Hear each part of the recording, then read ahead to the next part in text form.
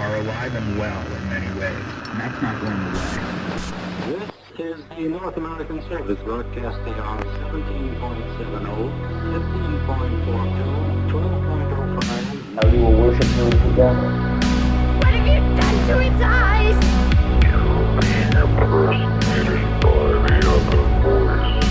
The next time you're frightened in the dark, don't scream. They are not what they claim to be. You're listening to Radio.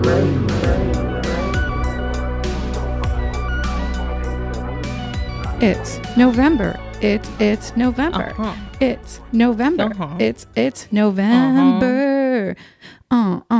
November. It's your birthday. It's my birthday month. Birthday month. It's my birthday month. I like your dance. Thank you. I'm dancing. You can't see me dancing, but I'm dancing. It is good. Welcome to Radio Grave. I'm here with Dom. I'm here with Amber. Oh my God. Birthday Amber. Birthday Amber. My birthday is top secret, so we don't talk about that. I could say it. Say it. November. No, it's not secret anymore. I bleeped it, so. What? Yeah. No, you didn't. No one's allowed to know. People are always like, happy birthday. And I'm like, get embarrassed and like, your birthday's on January 5th. Yeah. But really it should be January 6th. Oh. I had to think about what's happened on January 6th before. Oh my God, you forgot? It took me a moment, yeah. That was when like the planes like crashed into the like towers. You remember that? Do you remember where you were on January 6th? It was fucked up. The triplet towers. The sextuplet towers. Yeah, I remember. Octomom. I was in the plane with Octomom. I was in labor. I was the Octomom. I know. It was a crazy day. You know who else was in the plane? Osgood Perkins' mom. Oh God. Yeah, we lost her. Yeah. Sorry, Osgood Perkins. Yeah, it's fucked up. We shouldn't joke about it. What else is November? November is Indigenous Heritage Month.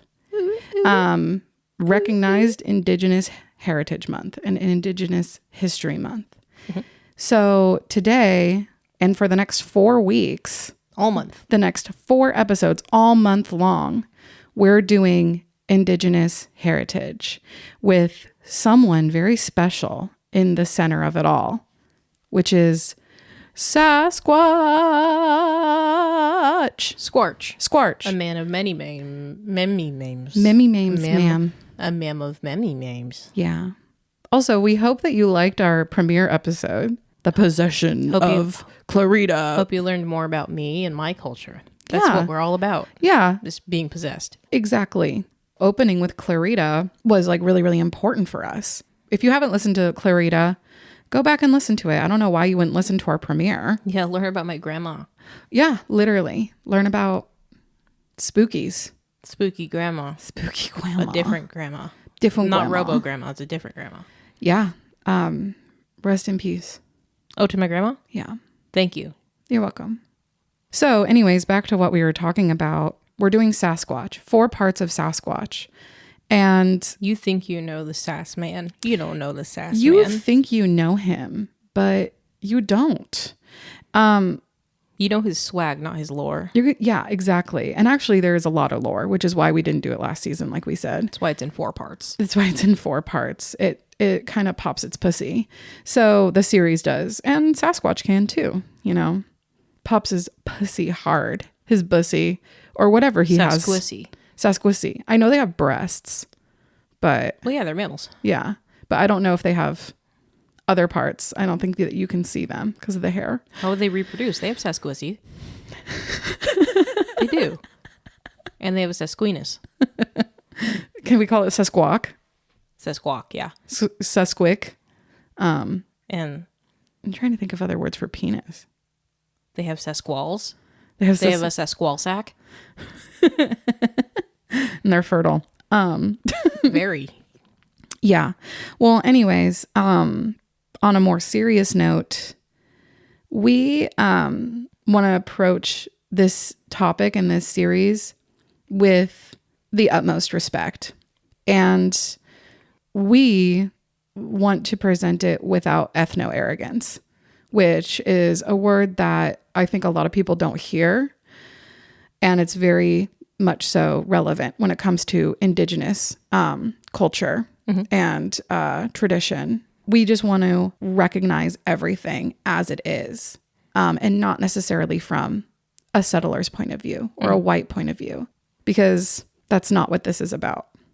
So we do have tons of stories, tons of oral tradition, tons of everything from an array of different tribes all across the West Coast, sourced from actual indigenous people.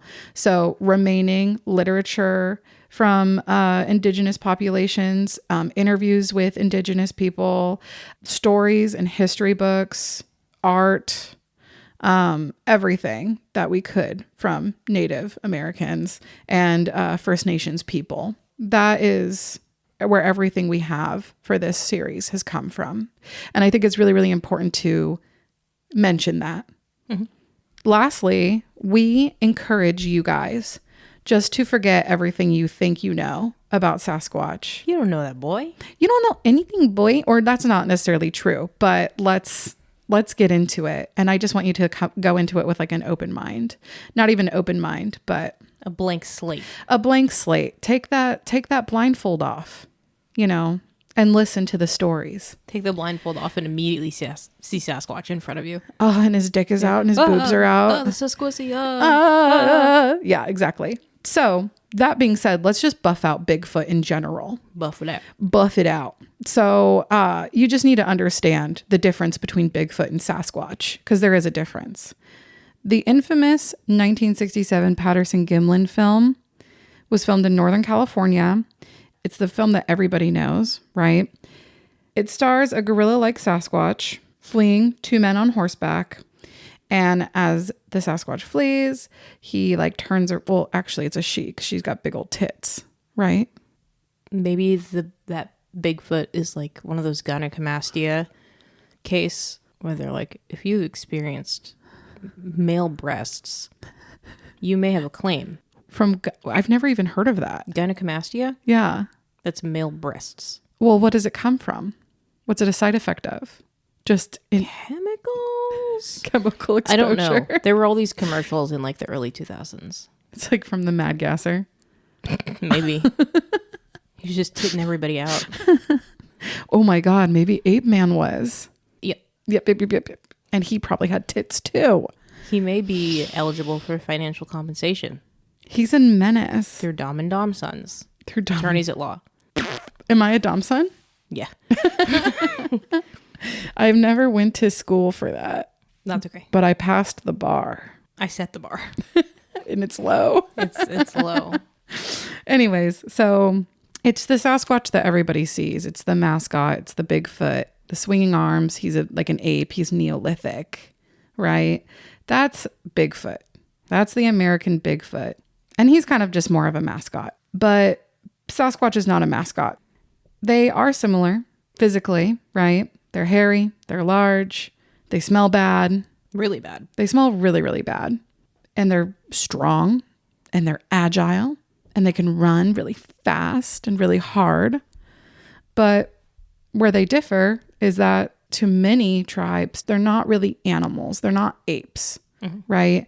They're more human. And this is because they're capable of speech and because they live kind of in their own tribes. And it is also historically recognized by a lot of indigenous tribes that they have been living alongside them for a very long time. They also have different names that they're referred to as. So one of those names is Stick Indians. And that terminology, Stick Indians, is like a preferred terminology.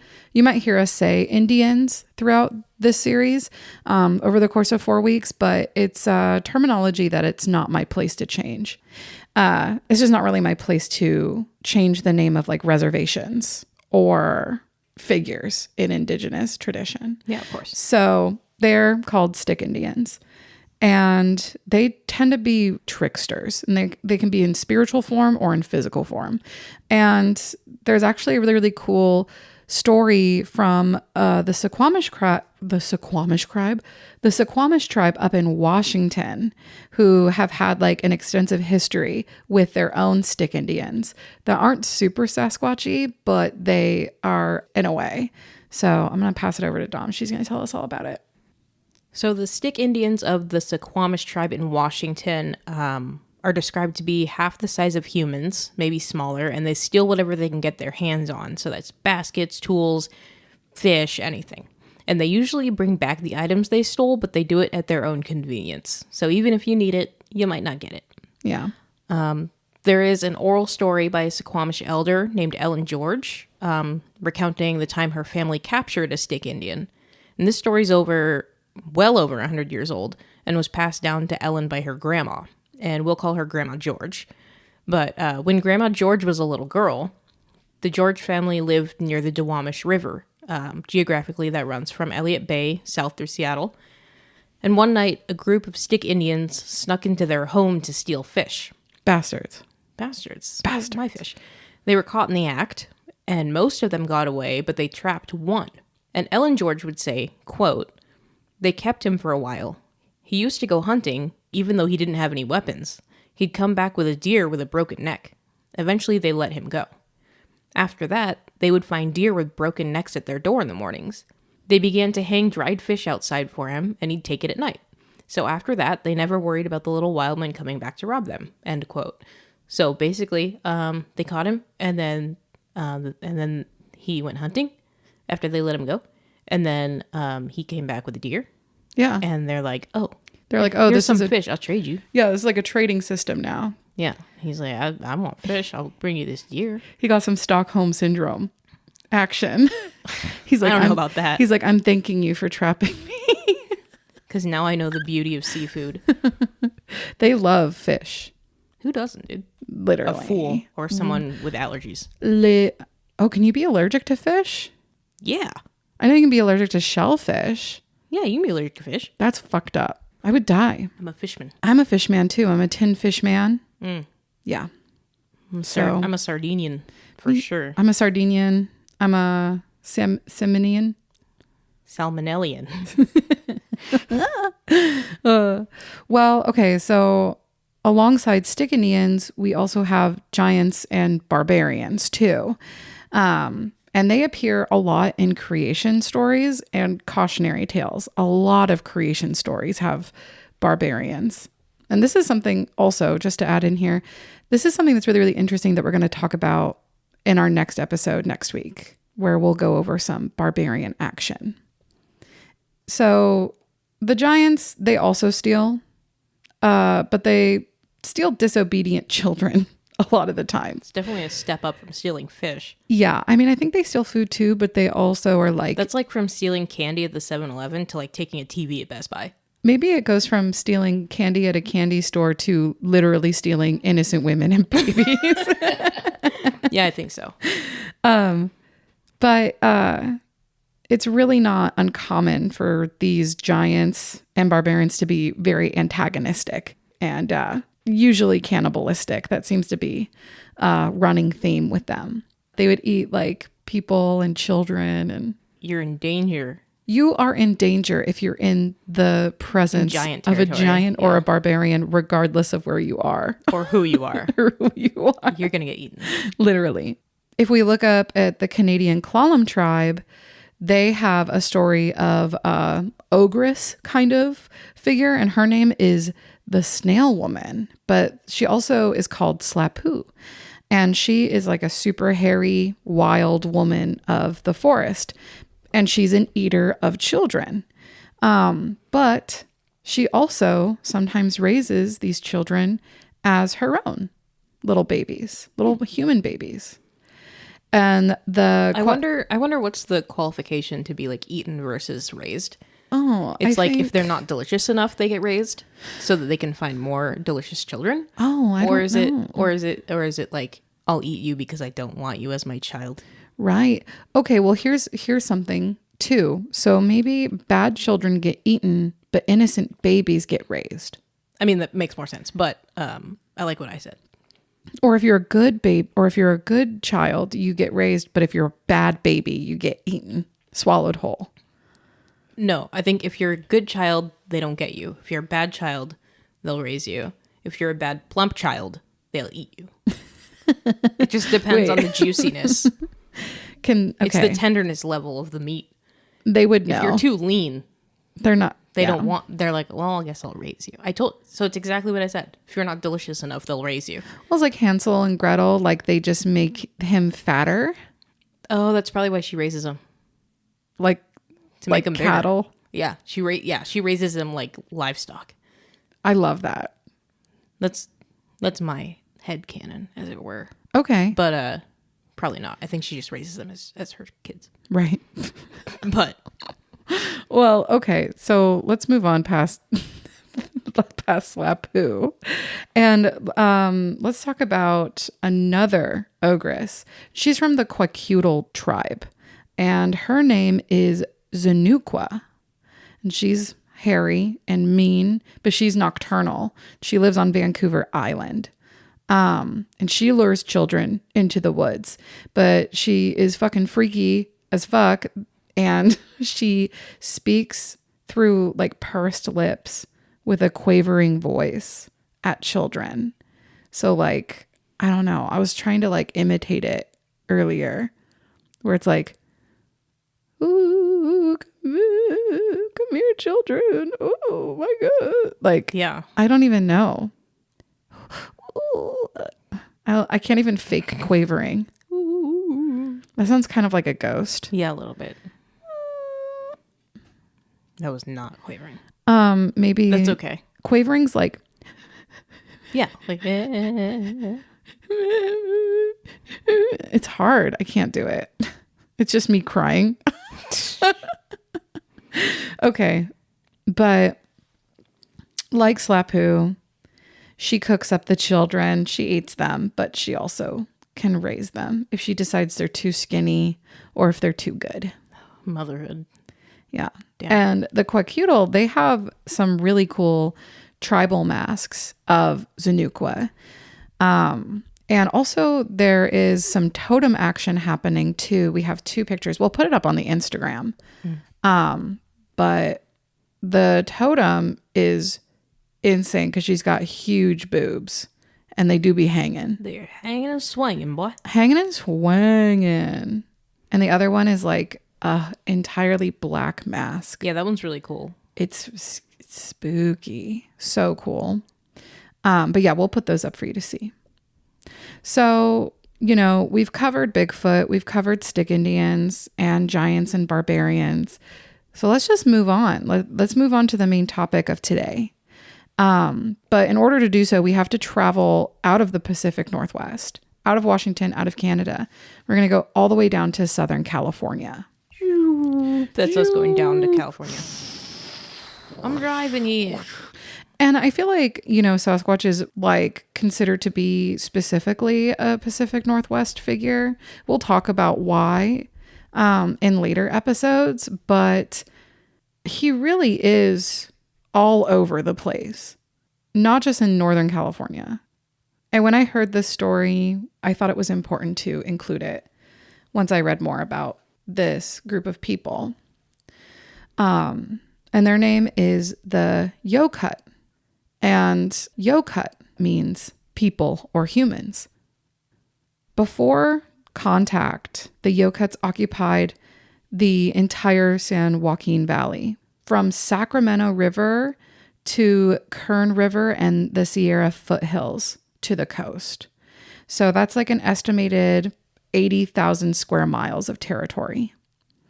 And they had a population of about 20 to 50,000 people throughout their territory. And the Yokuts were divided into 3 individualistic tribes called the True Tribes, the North, South, and the Foothill Tribes. Throughout the 3 tribes, there were over 60 smaller tribes and just as many bands. We're talking a huge territory, a lot of people. And each group had their own language too, and different dialects and their own lingua francas. It's strongly theorized that the Yokuts belong to the first groups to settle in California because the Yokut language is directly related to the Yok-Yushin proto-language, which emerged from the Great Basin as early as 4500 BC. Damn. And we will talk about this in episode 2 because we're going to talk about the Great Basin, or at least the Great Plains migration and the Great Basin in general. Because they have a lot of giants happening there. Hell yeah. Hell yeah. So the 3 Yokut tribes were unified regardless of their differences. And they found life in the California valleys to be pleasant and peaceful for centuries. They were established as a very loving and friendly group of people. They were also super hot. They were well known for being tall and strong and athletic, super well built, and they all shared similar religious and spiritual beliefs, as well as the same morals and ethics. Sounds like fairly peaceful among each other as well. Of course. And even with the surrounding tribes as well. So literally, they were just living their best lives for thousands of years. And after colonization, settler contact, the Yokuts were devastated. Estimated about 75% of the Yokut combined were killed off by war and disease. And their population sank to around 5,000 to 12,000 people. So, like, what did we say before? 20 to 50,000. 20 to 50, yeah. It's terrible. And so the northern Yokut were mostly eradicated, and the few surviving were displaced and forced to move into the south. So the southern and foothill Yokut populations dwindled to under 8,000 people. And into the late 1860s, they were eventually forced to reserve. Mm-hmm. So the Tule River Indian Reservation was established in 1873. Today, it's in the southern region of the San Joaquin Valley, east of Porterville. So the remaining 3 tribes unified. And because they were unified, they took on a new name. They named themselves the Tule River Indians. So what makes this reservation so special? It's special because it includes the traditional site of the 3 Yokut people's creation story. And that is Painted Rock. Basically, Painted Rock is a protected prehistoric rock shelter containing pictographs that are aged between 600 to 1,000 years old. Very old. And it's located on the reservation, directly next to the Tule River and the edge of the sequoia forest. Preserved, protected pictographs on your reservation, which is incredibly, significant. It's believed that these pictographs predate tribal settlement in that area. That's so cool. Yeah. It was already there. Yeah. What the fuck? Yeah. It was Painted Rock was there, but no one really lived in that area, which means that it was like a destination rock shelter. So it was a place for congregating. No one really lived around there. They had tribes elsewhere. They would travel to Painted Rock to congregate. That's what they believe historically. And it was sacred because of their creation story. Eventually, a tribe did settle in that area, and that was the Nuta. And they dominated an estimated 3,000 square miles of that area. And they actually moved nomadically season to season. Mm-hmm. So these pictographs are really amazing. It's huge. It's huge. It's all in black and white and red and yellow. And it covers the entire wall and ceiling of this rock shelter, of this cave. And there's imagery of animals and shapes and also of humans. But there are also unidentifiable paintings of strange animals. It's kind of believed that these animals may be extinct or folklorish. But one pictograph dominates all the others, both in size and in mystery. And it's been nicknamed the family because it is a group of 3 figures believed to be a father, a mother, and a child. And they're all kind of depicted the same, where they're standing on two legs with wide open arms. And they also have round heads, and they have eyes, and they also have hands and feet and fingers and toes. And like around them are little tiny people. The family themselves, like the father and the mother and the child, are really cute. Aren't they? In the picture, like the pictographs are really cute looking to me. They're really cute. They do have like little fingers and like I like them. The child is really, really cute. He's like, he reminds me of my cat in a good way. Oh my God. Well, listen to this, because the child is big, but they're all huge, dominatingly huge. So the father, he is called Mayak Datat, and that basically means the hairy man. And he's the largest of the paintings. He's 8.5 feet tall, and he's 6.5 feet wide. Big boy. He's big. It's a big pictograph. He's painted in black mostly, and he has vertical lines across his body and hanging from his hands and feet. I think this is interpreted as hair. Yeah. And he also has black lines coming from his eyes, and that has been identified as tears by the Yokut. Yeah, he's crying. I don't like that. Yeah. G. Mallory, 1889, an ethnologist, would write, "It is a person weeping. The arms and hands are in the exact position for making the gesture for rain." Okay, I see that. Yeah. His hands are in a different position than The others, he's going like this. rain gesture. Yeah. Rain gesture. The mother is the second largest. So she's 6 feet tall and 4 feet wide. And she's painted in red, but she has kind of no distinct features, which is interesting. I don't know if they're worn away, but they couldn't really see anything. But she does possess a T-shaped mark painted across her face and down her chest, but she has no eyes. She's painted without eyes. Either the cross represents her eyes or her eyes have faded away. Okay. The child, which I think is a girl, I don't know why. Well, I get the impression that it's a girl because she is painted, I think, also in red. Okay. Not to like gender it, but it's like the mother is painted in red, so maybe she is too. Yeah, that makes sense. But it could be other things. So she's the littlest of them all. She's 4 feet tall. So like same size as me because I'm so little. So petite. But 3 feet wide, which is like, okay. And she has the most detail out of all three. She has nubby arms and legs, and she has 5 lines sticking out of each limb. So interpreted as fingers and toes, which is really cute. She also exhibits a rounded head with the shape of an M across the face. Literally Zuzu, dude. Literally Zuzu. He has little fingers and toes, and he has an M on his forehead because he's Maine Coon. M for Maine Coon. Have you never heard of that? No. A lot of Maine Coons have the stripe marking that looks like an M. Oh. Mm-hmm. And that's how you know that he's at least part? I mean, I also, because he's fucking huge, but yeah. Yeah, he's a big cat.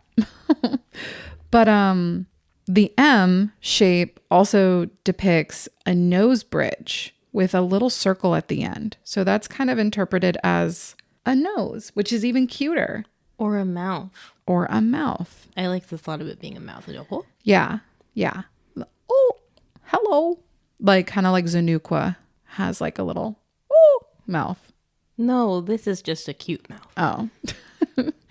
But she also has little single eyes on both sides of her nose. She's really cute. Mm-hmm. I really think she's cute.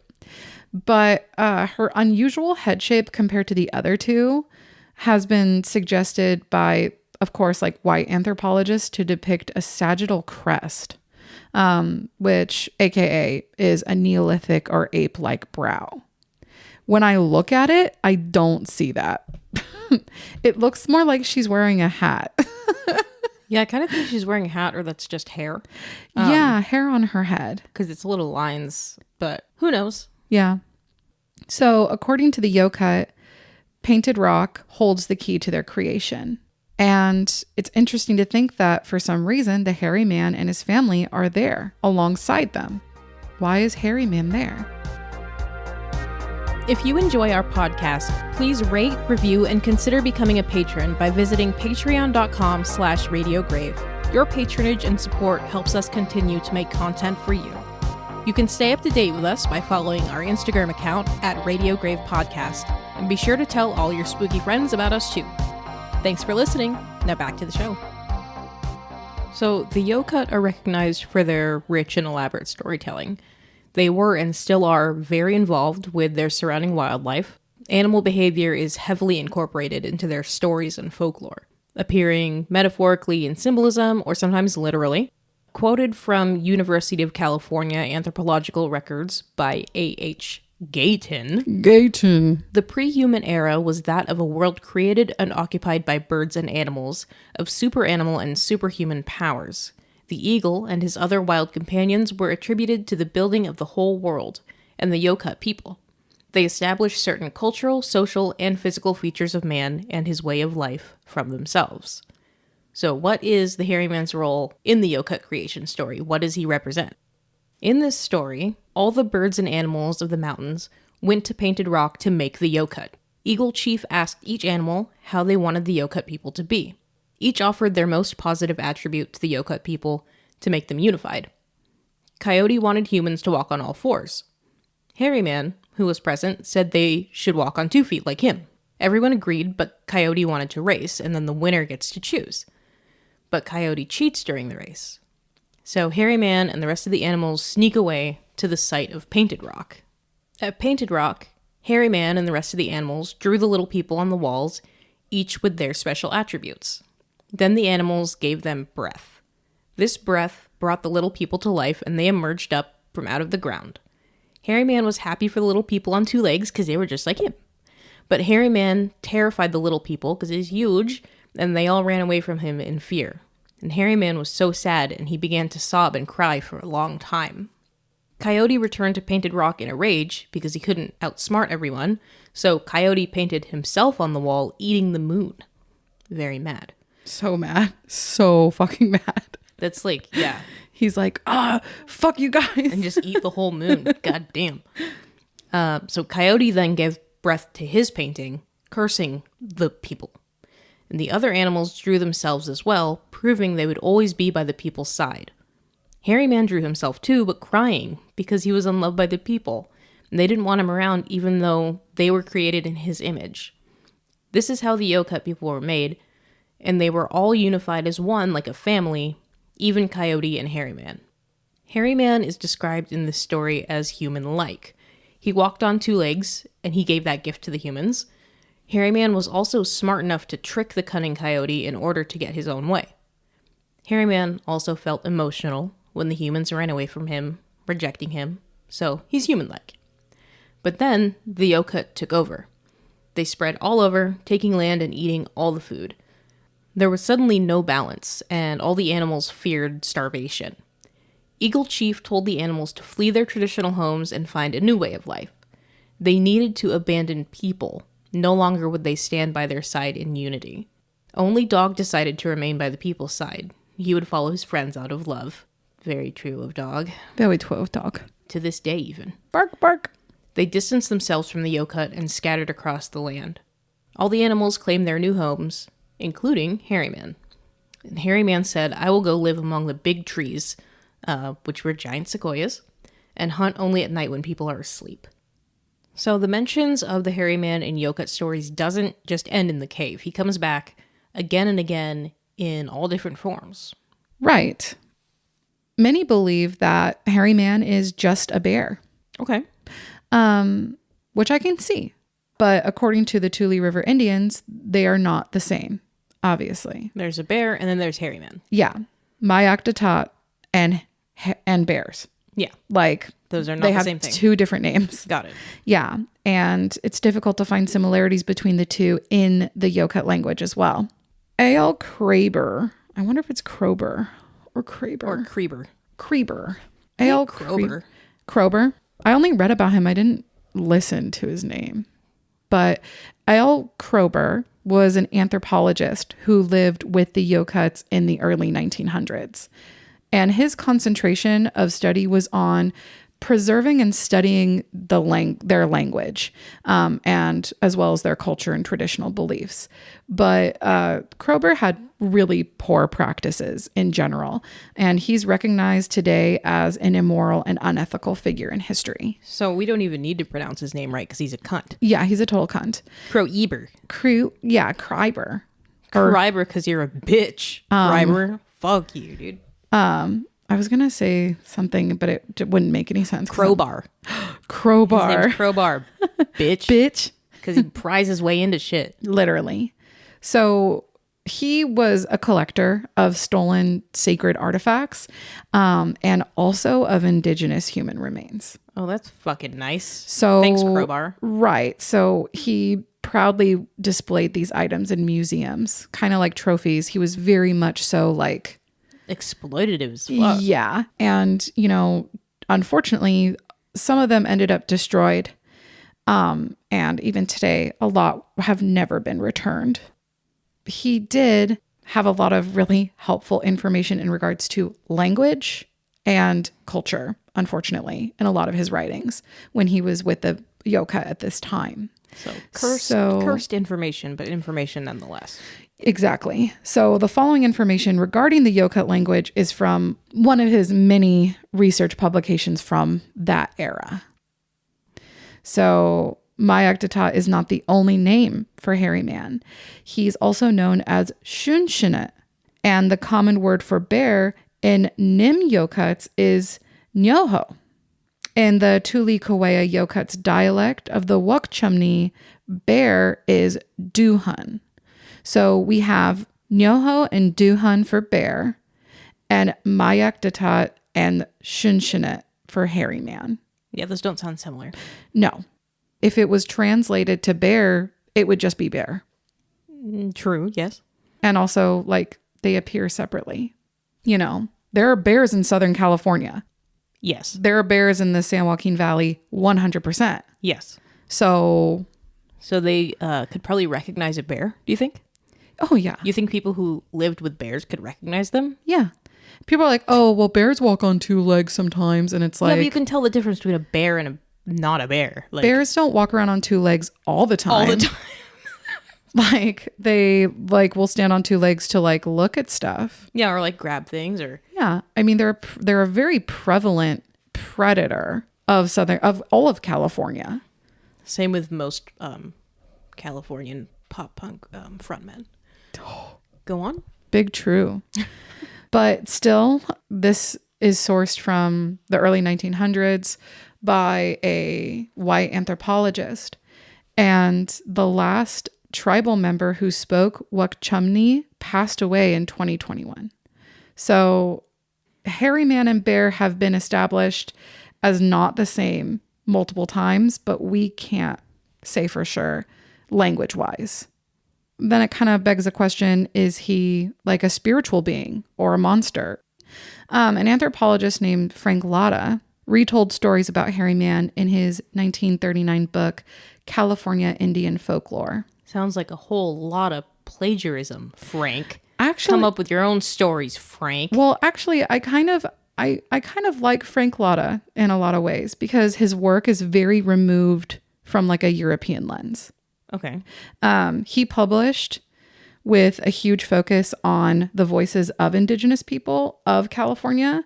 And it should be recognized that the full title of this 1939 book is a lot longer. It's actually titled California Indian Folklore, a collection of California Indian folklore tales told during the long winter evenings long before the white people came to California. As told to F.F. Latta, then the following literally 12 names from people who were living at the Tule River Indian Reservation. Oh, okay. So whole lot of respect. Yeah, not a whole lot of plagiarism. He's just saying this is not white people shit. Go on. Yeah, he said before the white people came to California. Yeah. So his book contains photographs of indigenous people and art created by them as well. There's no white people there. And the following passage is from this book. And it's from a Yokut elder from over 100 years ago. And it says, quote, his long shaggy hair made him look like a big animal. He was good in a way because he ate the animals that might harm people. He kept the grizzly bear, mountain lion, wolf, and other larger animals away. So from this passage in Lotta's book, it really describes him in a form that is not like the others, right? He's something larger and stronger and scarier than predators in the wild. Mm-hmm. Which is further distancing him from the bear, right? Yeah, because they mention a bear. Yeah. He's closer to something that's otherworldly.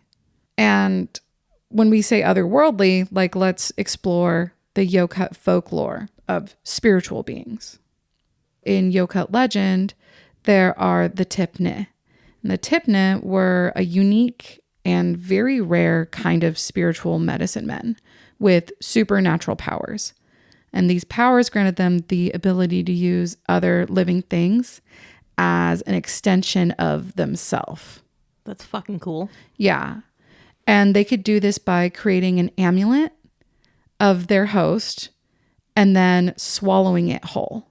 So like you could carve a bear and then swallow you it. eat the bear and then the bear becomes an extension of you. Okay, that's cool. Yeah.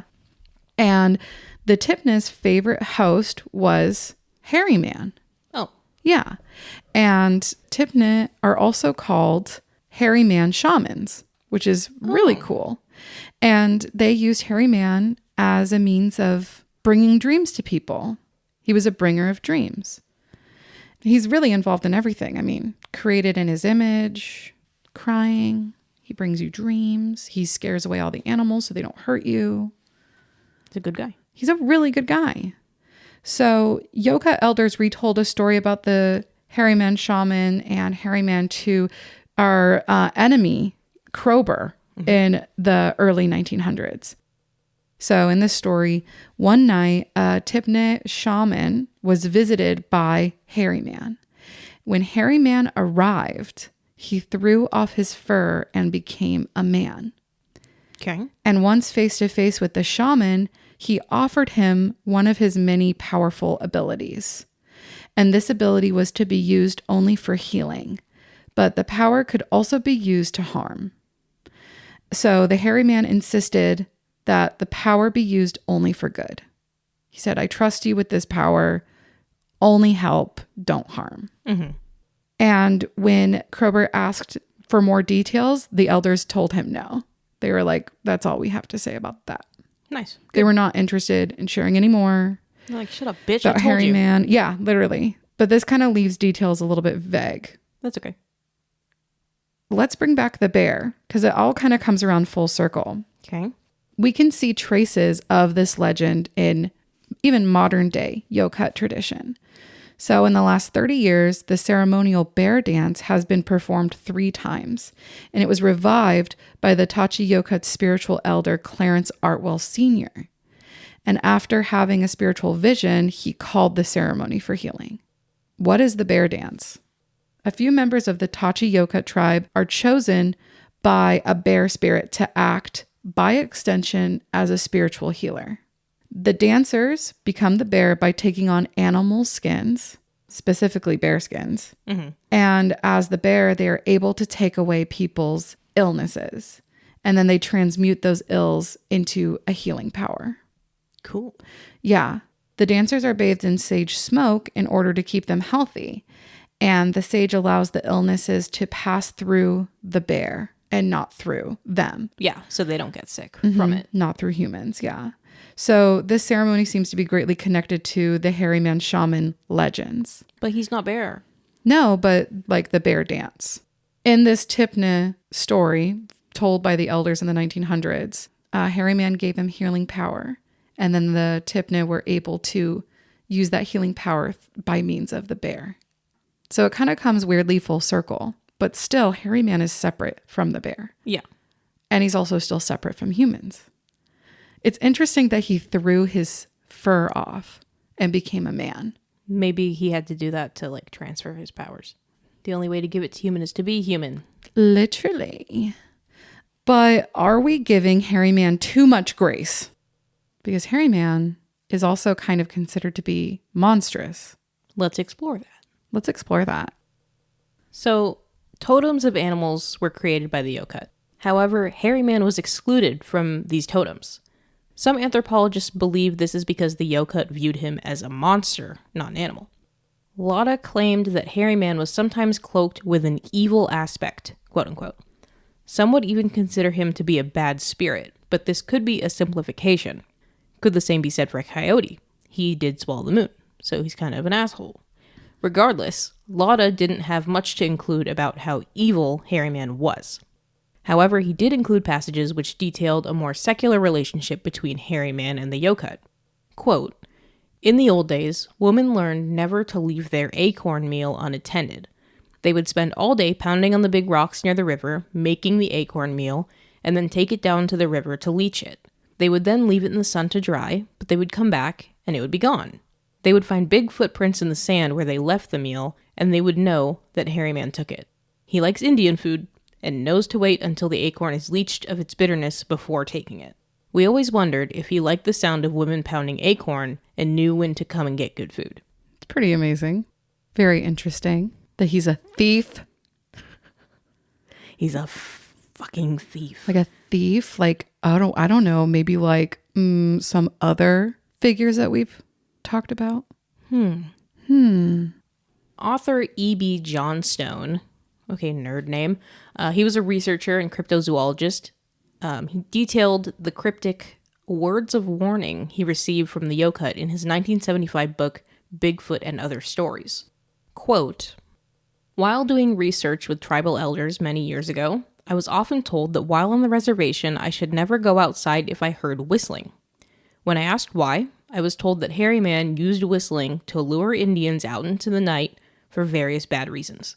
The details on what hairy man would do to someone going outside is unknown." So, just something bad. Anything bad.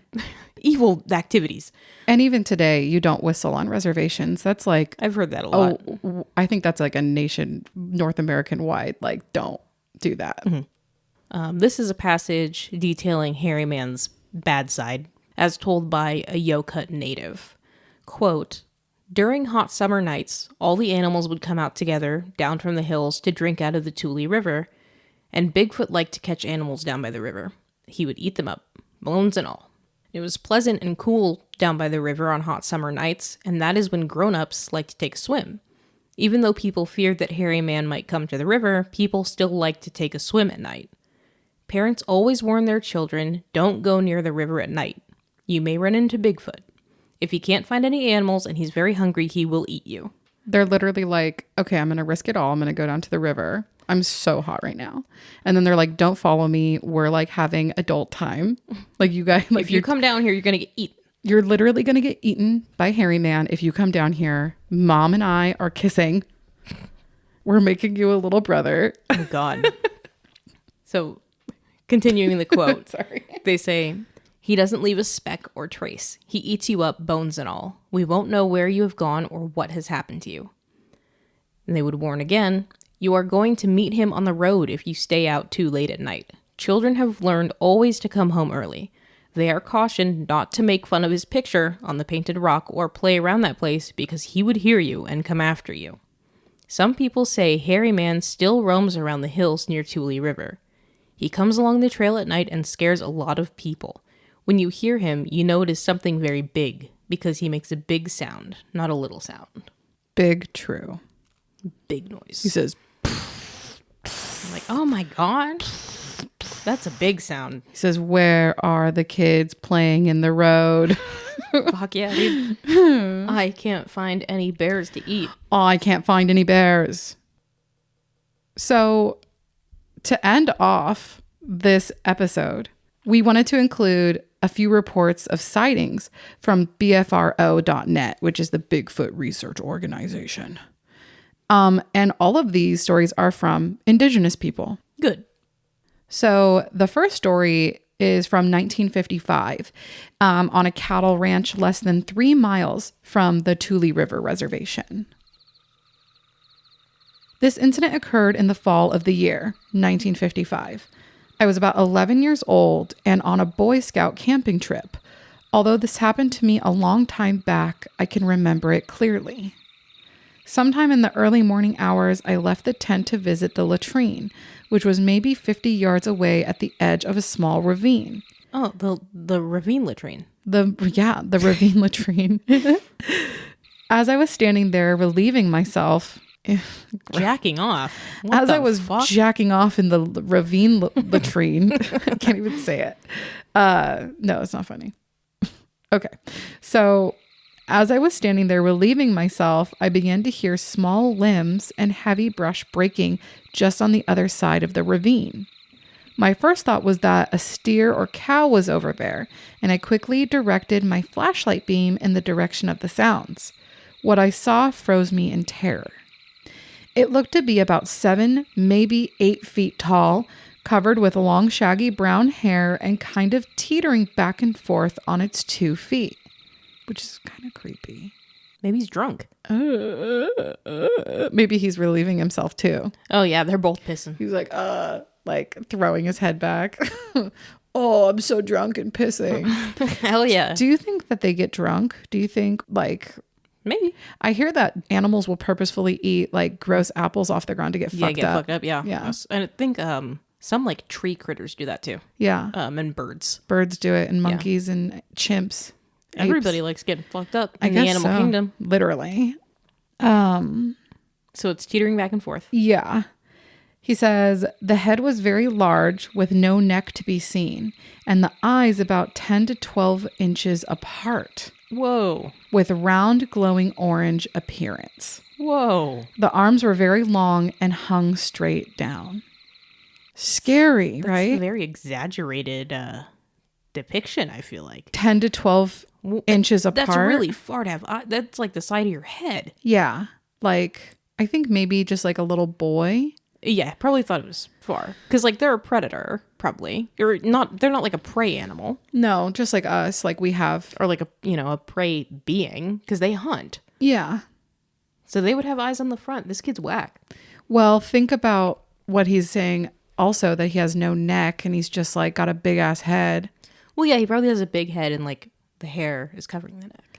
And also, And like, if he's like 8 feet tall, maybe, yeah, if his head was really wide. like, let's think about That a could be. foot. Like, if he's like, and they're orange. Yeah. That's the eyes glowing. Oh, okay. Okay. Scary. So he says, I turned and ran back to the tent, wetting myself all the way. That's awful. He wasn't even done pissing. Everyone that I tried to relate this incident to just laughed at me. Finally, I just told myself that it didn't really happen. A few years ago, I picked up the Bigfoot Case history book. And while paging through it, suddenly there was a picture of what I saw so many years ago. Not ape-like at all, but what they refer to as the diving helmet type. Diving helmet. That's crazy. I literally was like, what the fuck? I've never heard of a diving helmet Bigfoot in appearance. I tried to look it up, couldn't find anything. Not even kidding. I'm imagining just rounded head. Yeah. And I also tried to find the Bigfoot Case history book, couldn't find it. He's lying. Do you think he's lying? No. I know he's not from the area. I know he's specifically not from the Tule River Indian Reservation. But he is native. Yeah. Okay. Diving helmet type. Interesting. Weird, right? I'd like to meet this guy. Yeah, I want This to. diving helmet. I want feller. to see this diving helmet man. I'm imagining just like the pictographs. They're rounded. Literally, it. When I look at the pictographs, it kind of looks like that, except arms are outstretched in the pictograph, but like the head, I would think that maybe the eyes would be farther apart, but the head with no neck. Well, and there was the one with the T, the cross instead of the eyes. So maybe that was to depict far apart eyes. Could be. Okay, well, here's another story. Between 1986 and 1988. Yeah, that was like their guesstimate. Okay. It's Memorial Day weekend at the Grumpy Bear campsite, which was 20 miles from the Tule River Reservation. I was driving up the dirt road past Grumpy Bear's place and not too far from Kennedy Meadows. The sun was setting, and as I looked to the west to glance as the sun dipped below the mountains, something caught my eye out in the desert among the Joshua trees. At first I thought it was just a Joshua tree, but it was moving the same direction as I was driving, north. I slowed and watched it as it ran. It was probably 100 yards or so from me. I could tell it was big and tall, had long, dark brown hair. Its arms were longer than a man's, and I could see the hair flop up and down as it ran. Its legs appeared to be very muscular, and I was impressed by the ease with which it ran. Its movement reminded me of a tiger, strong and graceful, although he ran on two legs like a human. Okay. Sounds like you're very interested in hairy man. I think this person might have a bon ear for hairy man. Like, his legs are so strong. He was like a tiger. He was so strong and graceful. I was so impressed. Very sexually attracted to this hairy man. He's like, I mean, he runs they so do fast. compare him to a bear. You know what bears are. Fast, scary. No, I meant like in gay culture. Oh, Like a bear. gay. Like a man. Oh, Yeah. okay. Like a hairy big man. Yeah. Yeah. This is a literal bear. But a Bigfoot? Okay. Ugh. I don't know about a Bigfoot, but this man is turning me on. Continuing. I saw its head turn towards me, and I got a chill as I thought, this thing is making eye contact with me. That chill is probably, off quote, that chill was probably like a shiver of arousal. Okay. Back to the quote, though. Although I felt fear, I felt as if he was fearful of me. This was all in a matter of seconds, maybe 5. I turned to my passenger to relate to her what I saw. I slowed down some more, but when I looked again to point him out, all I saw were the Joshua trees. I felt he was hiding from me. I didn't stop the car or climb the fence or go after him. I continued to drive onto the campsite where I told my experience to the rest of the group. A few weeks to a month later, I remember seeing in the Bakersfield Californian an article that a Bigfoot was spotted in the Shirley Meadows campground.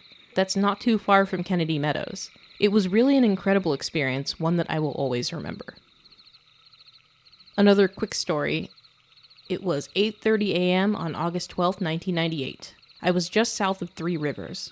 Very woodsy, mostly sycamore and live oak, about 100 feet away from a ponderosa pine that grows near the south fork of the Sequoia River before the Silver Bridge. I was driving when I thought I saw a bear in the middle of the road, but then it stood up and ran on 2 feet like a man. Then it jumped a nearby barbed wire fence and kept running into the woods until it was gone. He's like, fuck. So, I mean, like, that could be a bear, but bears don't do that. They don't just, like, they're on all fours and then they're like, I'm going to run on my legs. And they just stand up and run. There was like a role-playing zombie game that was like very bitty.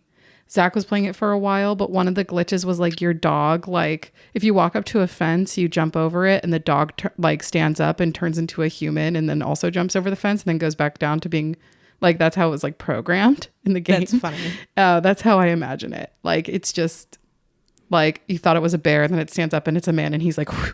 Or have you seen those, there's like similar glitches in some games where like it'll, like an animal character will like do an action, but it's like an action that's programmed to like the human models. And so the, like their body will move like a human, but it's still like the animal skin. Yeah. It's really funny. It's like some Bethesda shit. Yeah. Like some broken ass fucking Bethesda shit. That's what this man saw. Literally. Well, for our last story, this is actually a pretty amazing story, and it's very recent. It's from 2004. An anonymous person spoke about an experience he had on the Tule River Indian Reservation. So actually on the reservation. Yeah. Okay. So this happened in May of 2000. The witness is Native American, but is not a member of the Tule River tribe. He was working for the Substance Abuse Center with other tribal members. The secretary who worked there was also Native American. I believe that she was from the Tule River Indian Reservation. Okay. At 10 a.m., the witness and his secretary went on break. They stepped outside and immediately spotted something strange. A large hairy creature was on the mountainside behind the office. The creature was hunched down, hanging onto a rock ledge. They could see it from the waist up. It had long reddish brown hair, and when it looked at them, they saw it had a flat ape-like face. Its head was rounded, and it had noticeable ears. They could not see the whites of its eyes, but could tell they were dark. They observed it for approximately 10 minutes before the secretary got upset. Shaken up and emotional, she ran back inside the office. She had just buried her cousin that morning. So, like, she just couldn't handle seeing something weird that day. Well, according to the witness, it's believed by the Tule River Indians that Bigfoot takes away the dead. Oh. Yeah. So the Bigfoot carries the dead to Mount Silliman as a final resting place. And he believes that they were witnesses to Bigfoot coming to take her cousin away.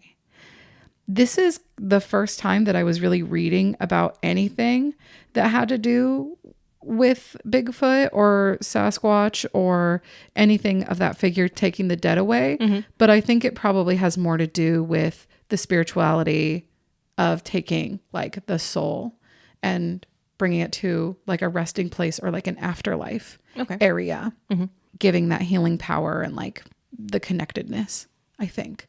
Okay, yeah, that makes sense, yeah. It also makes me think that like Hairy Man, as we've talked about, has a central role in being an entity that is spiritually kind of between worlds. Mm-hmm. So maybe it is his responsibility to transport human souls to their final resting area or afterlife because he's the only one that can do it. I feel like that's a pretty amazing story. So all in all, Hairy Man is many things. He's a creator, he's a protector, and he's a healer. He's also a nocturnal monster who eats children. Okay. He's also a wild man thief who hides in the woods, who's always watching, trying to get that acorn meal. Mm-hmm, mm-hmm. He's also a spiritual and powerful guide to the afterlife. He's something other. He also has some really nice gams. He's fucking gammed the fuck up. Damn, you see those calf muscles? He could fucking jump barbed wire fences like it's nothing. Straight into an asshole. Straight into an woof, like diving into... Yeah, he can just jump over a barbed wire fence straight into a bussy. So with this last story, like even into the 2000s, sightings of Hairy Man are still reported. Like on the Tule River Indian Reservation all the time. He lives on. He's still incredibly relevant. He has been, from our understanding, since creation, right? The Yokut's creation, and documented since 1,200 years ago. I'm going to touch on something. This is Is it legal? Oh, yeah. Okay. I'm not going to touch something. Okay. I'm going to end this episode out on a note. Okay. Our same friend, FF Lotta, who is like so respectful from my understanding, in 1936, he theorized the possibility that the Yokut's Hairy Man may have been connected to the legend, the Giant of Ahwahnee. And his idea of a correlation between the two was shut down by other ethnologists and anthropologists. They said, shut up, FF Lotta, you're fucking so lame. You don't even steal anything. You don't even steal anything. How many artifacts do you have? Oh, you actually believe these Native Americans? He's like, yes, and I don't take their shit. Okay, Frank. Whole lot of bullshit. Fred, with a FF, more like fuck face. I was going to say, fuck that, dude. Fucking fat? No. That's what you said? Like, fuck that, but with an F. Fuck fat. Fuck fat, bro. Whole lot of fuck face. I don't know. Whole lot of face fucking.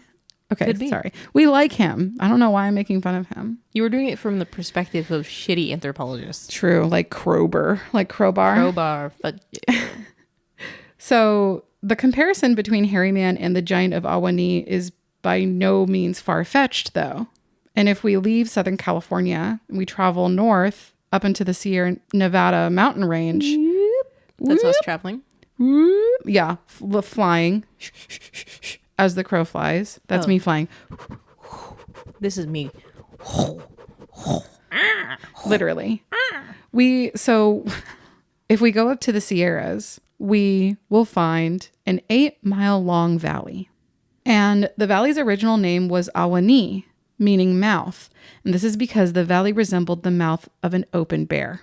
Oh, cool. Okay. The indigenous population called themselves the Ahwahnee, people of the valley. They were intimidating people, and they were respected, and they were kind of feared, and their reputation was known near and far. Today, many don't recognize the name Ahwahnee or the Ahwahnee Valley, and this is because the Ahwahnee were given a different name after European contact, and that is Yosemite. Oh. So the southern Miwok word for grizzly bear is Yosemite, and it means they are killers. So what is the giant of Ahwahnee? In Ahwahnee beliefs, the earth was populated 6 times. And in one of these eras, the earth was dominated by a cannibal giant named Uwulin. In this legend, this giant was defeated by the fly. He was able to defeat him by way of discovering a weakness in his heel, like Achilles. Oh. And this is the giant F.F. Lotta mentioned. The giant of Ahwahnee is Uwulin. Okay. And it's interesting because this theorized correlation is the perfect example of the mixing of 2 figures and in indigenous stories and legends. And like we said before, it seems as if giants will always have a relation to Sasquatch, just like stick Indians as well. And the neighboring Numic tribes east of the Sierras share even more legends and stories of giants, specifically the Northern Paiute. And their creation story also features a cannibalistic giant, and his defeat was highly significant to the birth of their people. However, the Northern Paiute also tell stories that are not legend. They're more than legend. Stories of a dark history of conflict between their tribe and a race of barbaric giants. Ooh. So join us next week to unearth, literally, the mysterious history of the Northern Paiute, plus a special segment featuring modern-day encounters with the Dark Watchers of Oregon. I can't wait. I freaking can't wait. We're going to talk about some history. You love that stuff. The Yosemite thing is so fucking cool. I didn't write that much on it, but... Yeah, that's dope. I didn't know Yosemite meant that. Obviously, I didn't know that, but... No, it's okay. You know, what's fucked up is I don't think... From my understanding, I think that the Yosemite people who don't like being called that, I'm pretty sure, I think they still prefer Ahwahnee. I think they're still fighting to be federally recognized, even though their original territory is a fucking national park. I love America. Isn't that fucked? Land back. Land back. Land back. Land back. Land back. Bitch. This was part 1 of The Legend of Sasquatch. Thank you guys so much. We've worked so hard on season 2, and I love Sasquatch so much. I don't even know what else to say. I love Sasquatch so much. I really do. I can't wait. I can't wait for next week. I can't wait. Happy Indigenous Heritage Month for the first week. Fuck Thanksgiving. Fuck Thanksgiving. Bye. Bye. At 2 a.m. Eastern Standard Time, multiple unidentified objects were confirmed to have entered Earth's atmosphere. It is speculated that these objects are of extraterrestrial origin. The broadcast will quiet at this time for your safety. Continue to carry out the following instructions.